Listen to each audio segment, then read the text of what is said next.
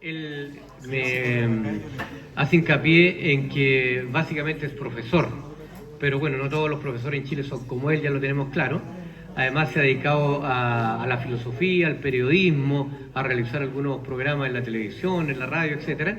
Y en este momento está liderando un movimiento que es sumamente importante para lo que estamos viviendo en Chile, que es Amarillos por Chile. Así que los dejo con él. ¿Para qué voy a seguir hablando yo? Es mucho más importante escuchar a Cristo. Bueno, muy buenas tardes.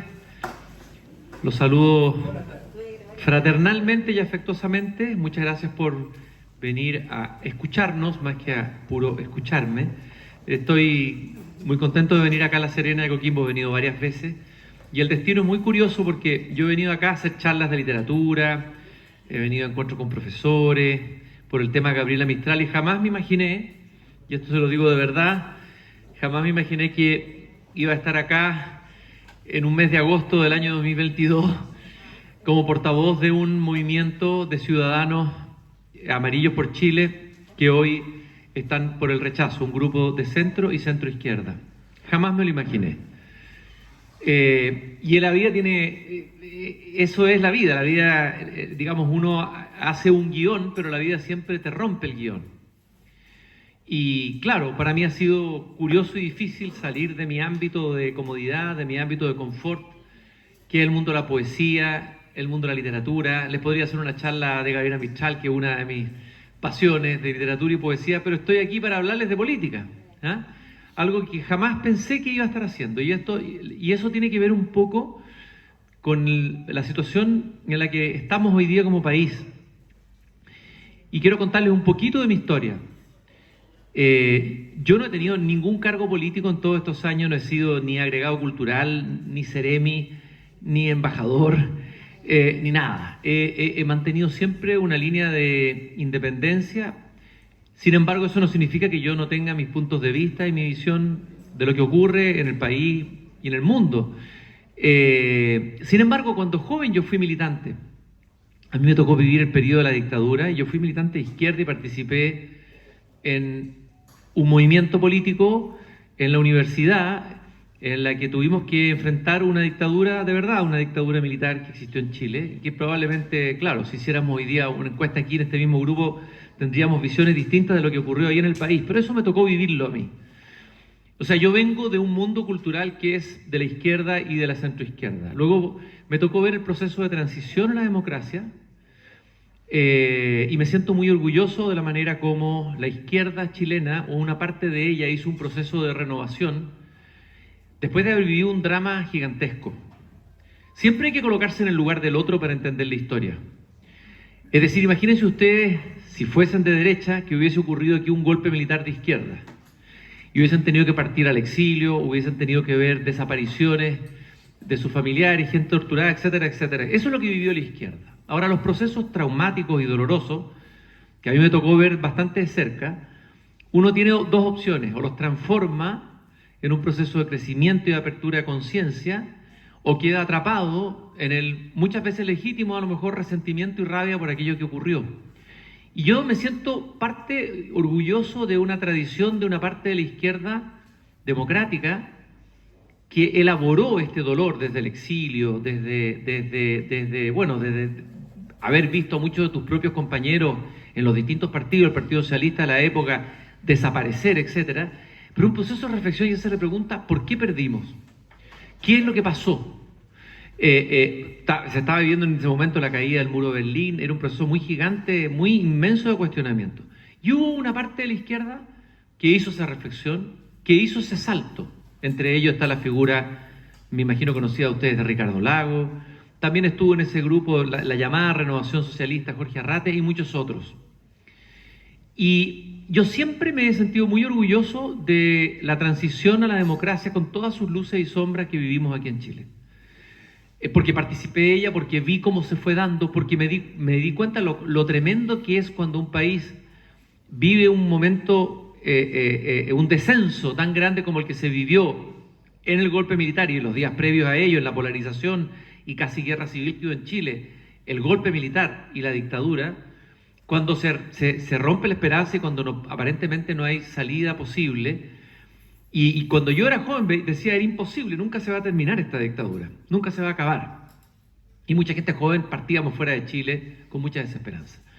Pero los procesos políticos y los países cambian y producen transformaciones cuando hay líderes que son capaces de muchas veces cruzar la orilla, cuando son capaces de salir de su propia zona de dolor y de confort, son capaces de mirar al enemigo, al rival y entender que va a haber que entenderse con ellos para llegar a un acuerdo. Ese fue un caso emblemático para mí, el caso de Mandela en Sudáfrica, que desde la cárcel salió a tomarse un té con la persona que lo tenía en la cárcel, del grupo de los blancos, etcétera, etcétera, etcétera. Bueno, entonces, les estoy contando esto para decirles que evidentemente que para alguien de centro izquierda y que viene del mundo de la izquierda, estar hoy día por el rechazo es una situación no fácil, por la historia que uno lleva y que uno arrastra, por los apegos que uno tiene, porque la mayoría de las amistades y de los afectos están en parte de una tribu, uno se constituye en tribu. Pero yo siempre he sido muy libre de espíritu, no quiero hacer una autorreferencialidad como decir que soy un héroe, ni mucho menos. Siempre he sido muy libre de espíritu, incluso cuando yo era militante era muy libre. Nosotros teníamos reuniones clandestinas del partido al que yo pertenecía, nos hacían leer a Marx y Engels, que era el jefe de la célula, pero nosotros nos aburríamos, los alumnos de la Alianza Francesa, se iba el compañero, leíamos los libros, empezábamos a leer poesía de Eliot, poesía de Lezama Lima, unos poetas bien enredosos y complicados y fantásticos también. Y siempre he ido cada vez más apreciando el valor de la libertad interior, es decir, la fidelidad y la lealtad sí, pero también lo sagrado que es la libertad interior. Y bueno, de alguna manera yo siento que una parte de la izquierda en Chile lamentablemente perdió, digamos, de alguna manera perdió sus convicciones y se convirtió en el vagón de cola de las ideas de una izquierda más radicalizada, que es la que de alguna manera ha llevado el pandero en los últimos años en el movimiento social y político en Chile. Se quedó de alguna manera desalmada, sin ideas, como con culpa, y todo lo que habíamos ganado en el proceso de transición yo siento que se perdió. Y creo que ahí viene la gran orfandad, la pérdida de liderazgo en nuestro sector, por lo menos yo lo veo así, y la decadencia de la centroizquierda en Chile. Y un país como este, cuando la centroizquierda desaparece, eso es un drama político, porque llegamos al escenario de polarización, ¿no? Había una épica, un romanticismo, estoy mirando la parte buena, pues también la parte fea y horrible fue la violencia. Yo me puse desde el primer momento a la violencia, escribí varios artículos, fui funado por eso, pero había una parte romántica del estallido, una parte que para alguien de izquierda en su historia y en su imaginario tenía un profundo sentido. Luego el proceso constituyente también, un anhelo de cambiar la Constitución, luego una Constitución que proclamaba un Estado social de derecho, es decir, el sueño que está en el corazón y en el centro de alguien que se define como progresista o de centro izquierda. Pero sin embargo, en un momento determinado darse cuenta que en realidad todo aquello que se podía lograr se estaba malogrando porque los grupos más radicalizados, como siempre lo han hecho, dentro del sector más de la izquierda, digamos, proponiendo ir más adelante, en realidad nos estaban exponiendo a un retroceso peor del de donde veníamos. Y eso es lo que de alguna manera yo siento que ha ocurrido en nuestro sector. Ahora, y aquí estoy, o sea, en febrero de este año, un grupo de personas, de amigos, de gente de centro izquierda, empezamos a ver lo que estaba pasando en la convención y realmente lo que estaba llegando desde la convención, desde las comisiones, eran realmente delirios. Eran propuestas absolutamente maximalistas, refundacionales. No era eso por lo que habíamos estado peleando. Y dijimos, pero tenemos que decir algo, pero nadie dice nada. Nadie en nuestro sector tiene el coraje de pararse y decir, ¿sabes qué? Esto no puede ser.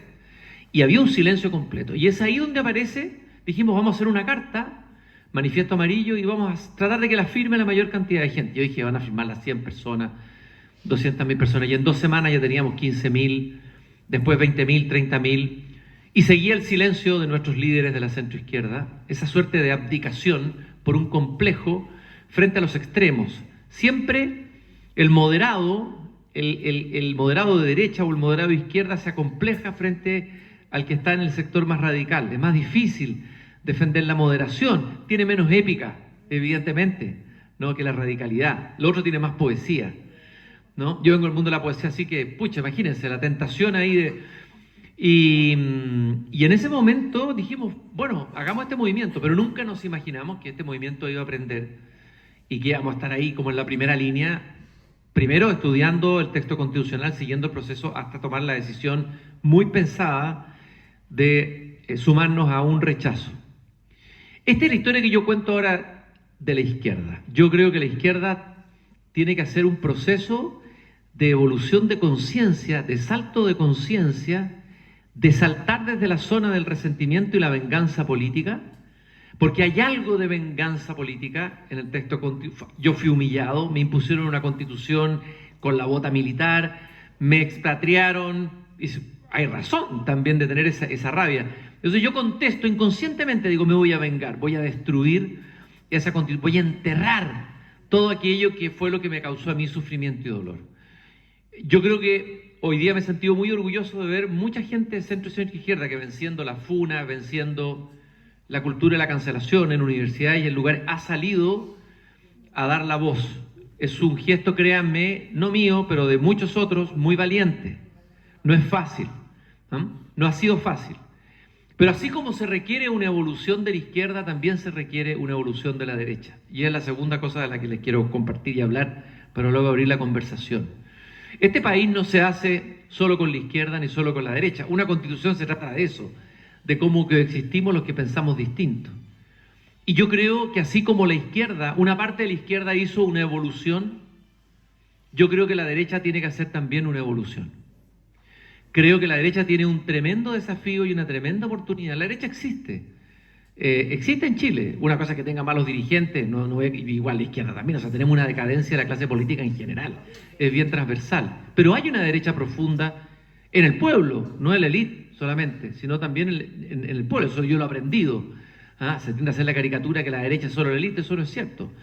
Pero es una derecha huérfana, ¿por qué? Porque no hay líderes que hayan sido capaces de pulsar el momento histórico y decir, así como la izquierda en época de dictadura dijo, porque imagínense lo que era para un dirigente que había sido exiliado, su hermano había sido desaparecido, su compañero torturado, y tenía que sentarse con sus enemigos y aceptar el itinerario que le proponía el dictador, que así lo vivía, como dictador se vivía de la izquierda, y amoldarse a ese itinerario y aceptarlo, ¿no? Eso es tragarse un buey, ¿no?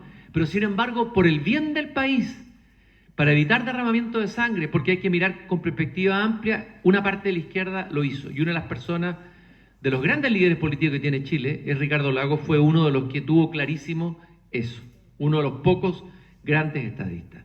Lamentablemente entre la izquierda otros volvieron y hubo como una involución ahora. Volvimos como de nuevo a esa izquierda que no está por el acuerdo, esa izquierda intolerante que creíamos haber superado, que era la antigua ultraizquierda en la época. Pero la derecha tiene que hacer hoy día lo mismo.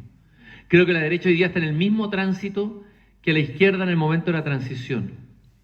Yo creo que la derecha tiene la única oportunidad, o sea, sería una falsa ilusión de creer que si triunfa el rechazo, y ojalá que triunfe, porque creo que sería bueno para Chile, y estoy trabajando y estamos trabajando nosotros, Amarillos por Chile, gente de centro y centro izquierda recorriendo el país, haciendo campaña por el rechazo, creo que sería un error pensar, si triunfa el rechazo, fantástico, volvemos a como estuvimos antes, no nos movemos. Creo que sería el error histórico y político más colosal que podría cometer en este caso el sector triunfante, que sería la centro derecha, porque también vamos a decir que hay una parte de la centro izquierda más minoritaria que está aquí también por el rechazo.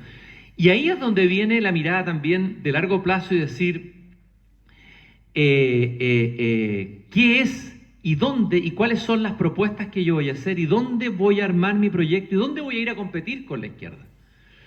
Y yo creo que es una reflexión que hay que hacerse. Y sería un error garrafal que la derecha se atrincherara, se encerrara, volviera atrás, dijimos triunfamos y se acabó este proceso y derrotamos a la izquierda. Un error colosal, ¿no? Colosal. Por eso creo que aquí se necesita evolución política, se necesita conciencia política, se necesita mirada de largo plazo. Esos son los líderes que necesitamos en los dos sectores. Miren, Yo siempre comparo lo que está pasando en la convención, usaba esa metáfora el otro día, alguien me la regaló. Mi adversario es la derecha, el adversario de la izquierda es la derecha. Es mi adversario, pero no es mi enemigo a destruir, es mi adversario político. Antes los adversarios políticos en democracia se podía ir un senador de derecha e izquierda a ir a tomar un café juntos, podían discutir en el Senado. Pero no iba yo a pensar que yo iba a matar a ese adversario porque era mi enemigo. Eso es la intolerancia, el fanatismo.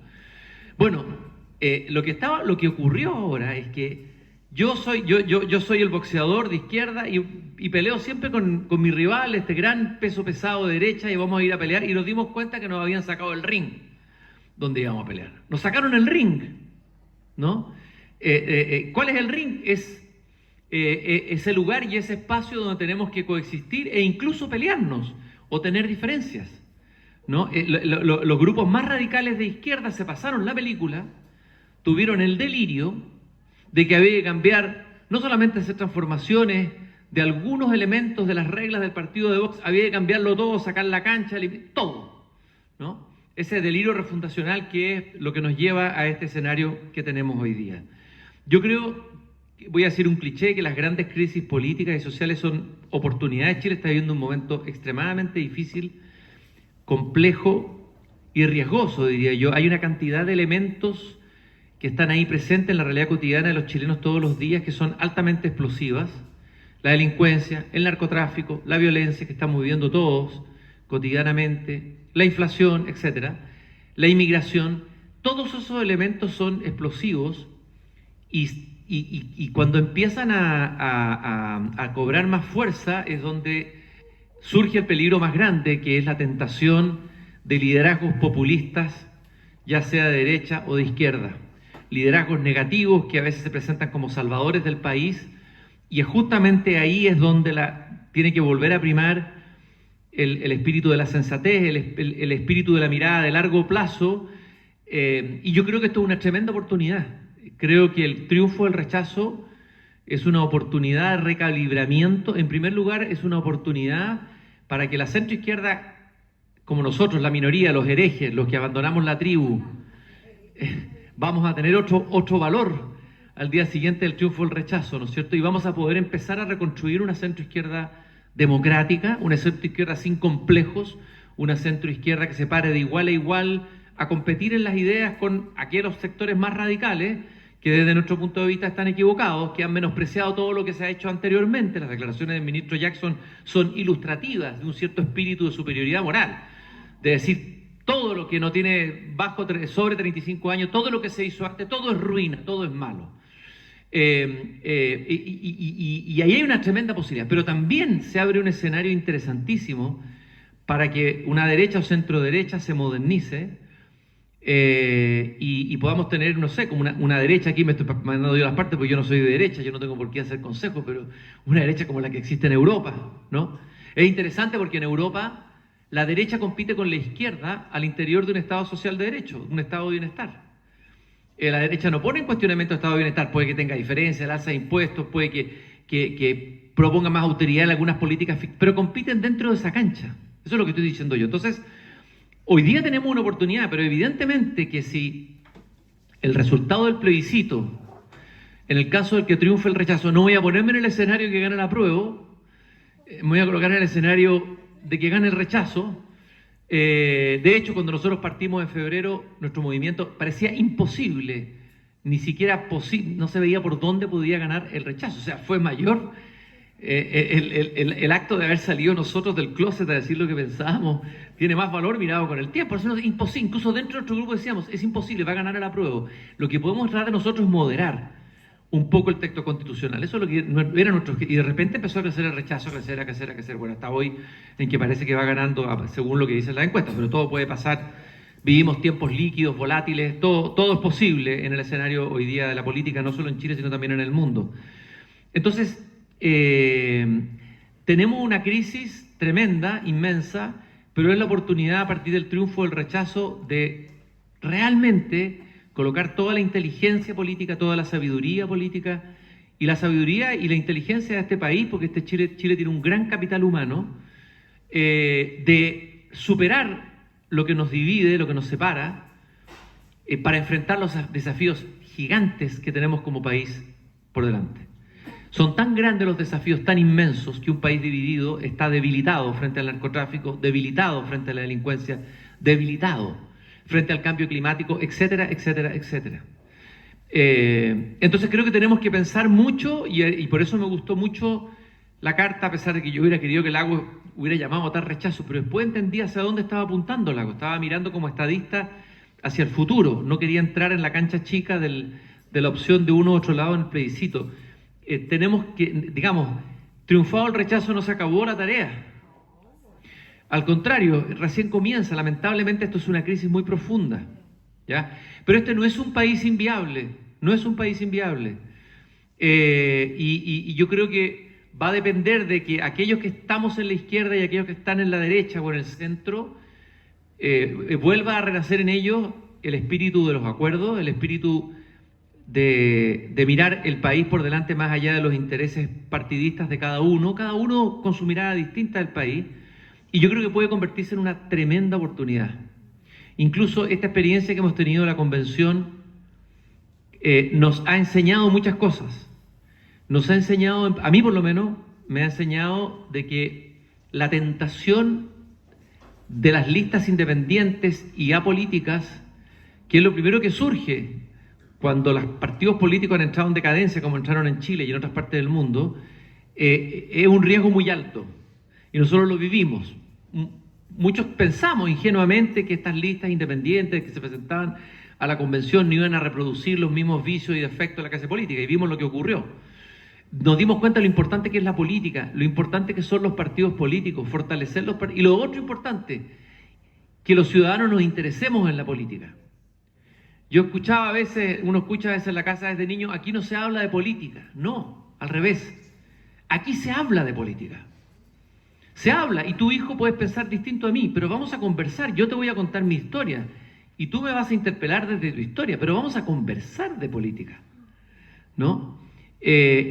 Cuando los ciudadanos abandonan la conversación política y abandonan la política es tomada por los fanáticos, es tomada por los delincuentes, etcétera, etcétera, etcétera, etcétera.